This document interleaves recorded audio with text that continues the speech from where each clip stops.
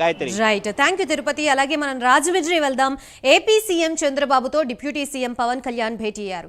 ఉండవల్లిలోని CM నివాసంలో దాదాపు 2.5 గంటల పాటు సమావేశం సాగింది. పలు కీలక అంశాలపై చర్చించారు. కాకినాడ పోర్టులో అక్రమ రేషన్ బియ్యం సరఫరా విషయాన్ని సీఎం చంద్రబాబు దృష్టికి పవన్ తీసుకువెళ్లారని తెలుస్తోంది. ఇటు తాజా రాజకీయ పరిణామాలు, ఢిల్లీ టూర్ పై చర్చ జరిగినట్లు సమాచారం. రాజ్యసభ అభ్యర్థుల ఎంపిక, నామినేటెడ్ పదవులపై ఇరువురు మధ్య చర్చ జరిగినట్లు తెలుస్తోంది. ప్రస్తుతం ఈ అంశానికి సంబంధించి మనకి పూర్తి అప్డేట్స్ ఇవ్వడానికి మా ప్రతినిధి శ్రీరామమూర్తి సిద్ధంగా ఉన్నారు. శ్రీరామమూర్తి, చెప్పండి. గాయత్రి, ఈరోజు అమరావతిలో ఉండవల్లిలోని సీఎం చంద్రబాబు నివాసంలో డిప్యూటీ సీఎం పవన్ కళ్యాణ్, చంద్రబాబు నాయుడు భేటీ అయ్యారు. దాదాపుగా 2.5 గంటల పాటు ఈ భేటీ కొనసాగింది. అంటే ఈ చంద్రబాబు నాయుడు, పవన్ కళ్యాణ్ భేటీ కావడం కూడా ఒక ఉత్కంఠ నెలకొన్న పరిస్థితి ఏర్పడింది. అయితే కాకినాడ పోర్టులో 2 రోజుల క్రితం పర్యటించిన పవన్ కళ్యాణ్ అక్కడ పరిణామాలు, అక్రమంగా పీడిఎస్ బియ్యం రవాణా జరుగుతున్న తీరు, అక్కడ పోర్టులోకి వెళ్ళినప్పుడు అక్కడ అధికారులు స్పందించిన తీరు, అలాగే పోర్టు సముద్రం లోపల యాంకరేజ్ పోర్టు షిప్ దగ్గరికి వెళ్ళినప్పుడు అధికారులు ప్రవర్తించిన తీరు, మొత్తం అన్నీ కూడా పవన్ కళ్యాణ్ చంద్రబాబు నాయుడుతో చర్చించినట్టు తెలుస్తుంది.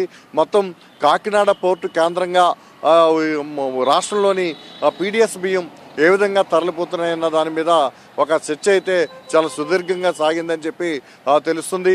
దీని మీద ఎలాంటి నిర్ణయాలు తీసుకోవాలి, వచ్చే 2-3 నెలల్లో ఎలాంటి కఠినంగా నిర్ణయాలు ఉండాలి, దీని పీడిఎస్ బియ్యం అక్రమంగా రవాణా కాకుండా ఎక్కడెక్కడ అడ్డుకట్ట వేయాలి, పోర్టుకి వెళ్ళేటప్పుడు పోర్టుకు వెళ్ళిన తర్వాత అది గుర్తించడంలో జిల్లా అధికార యంత్రాంగం ఎందుకు ఫెయిల్ అవుతుంది అన్న అంశాల మీద కూడా పూర్తిగా చర్చించినట్టు తెలుస్తుంది. ఈ నేపథ్యంలోనే కాకినాడ పోర్టుకి సంబంధించి ఒక అధికారిని, ఒక ఐపీఎస్ స్పెషల్ అధికారిని ఒక సెక్యూరిటీ కింద వేయాలని చెప్పేసి కూడా నిర్ణయించారు.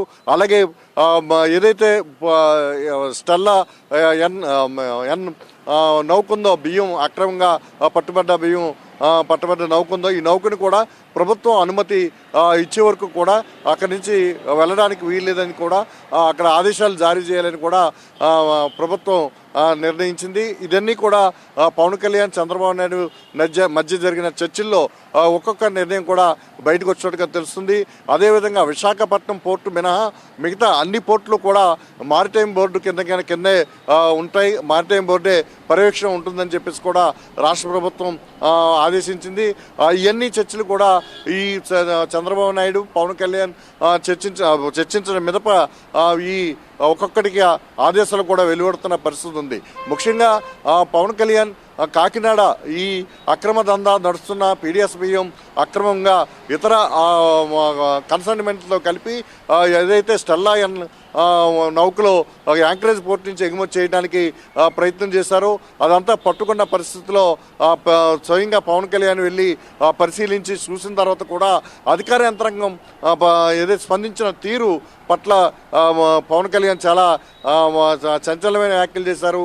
వీరంతా కూడా ఇంకా పాత వాసనతోటే ఉన్నారు, వీళ్ళతో నిర్లక్ష్యం చాలా కనిపిస్తుందని చెప్పి కూడా పవన్ కళ్యాణ్ అన్నారు. దీనిలో అంతేకాకుండా జిల్లా ఎస్పీ కూడా, ఇక్కడ కాకినాడ జిల్లా ఎస్పీ కూడా తను పర్యటనకు వచ్చినప్పుడే సెలవు పెడుతున్నారు, ఇందులో ఏదో ఉన్నట్టుగా కూడా పవన్ కళ్యాణ్ వ్యాఖ్యానించిన పరిస్థితి ఉంది.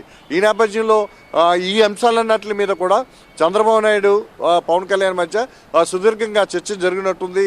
కొంత కాకినాడ జిల్లా కేంద్రంగా ఉన్న అధికార యంత్రాంగాన్ని పూర్తి స్థాయిలో ప్రక్షాళన చేయడానికి కొన్ని నిర్ణయాలు కూడా తీసుకోబోతున్నట్టుగా తెలుస్తుంది. మొత్తం ప్రక్షాళన చేయాల్సిన అవసరం ఉంది. అదే ఎందుకంటే కాకినాడలో గత 5 సంవత్సరాలుగా, గత వైసీపీ ప్రభుత్వం 5 ఏళ్లలో కూడా యంత్రాంగం అంతా కూడా ఒక కుటుంబం గుప్పిట్లోనే నడిచింది. అంటే పాడిందే ఎవరు అదే అక్కడ స్థానికంగా ఎమ్మెల్యేగా ఉన్న ఒక కుటుంబం చెప్పిందే మొత్తం అధికార యంత్రాంగం అంతా చేసిందని చెప్పి ఒక ఇది కూడా నడిచింది. ఇలాంటి అంశాల మీద కూడా పవన్ కళ్యాణ్, చంద్రబాబు మధ్య చర్చ నడిచినట్టుగా తెలుస్తుంది. మరోవైపు చూసినట్లయితే చంద్రబాబు నాయుడు కూడా 1-2 రోజుల్లో కాకినాడలో పోర్టు సందర్శనకు వెళ్తారని కూడా తెలుస్తుంది. వాస్తవానికి అయితే ఈరోజే వెళ్ళాలి, కానీ కొన్ని కార్యక్రమాల వల్ల అదే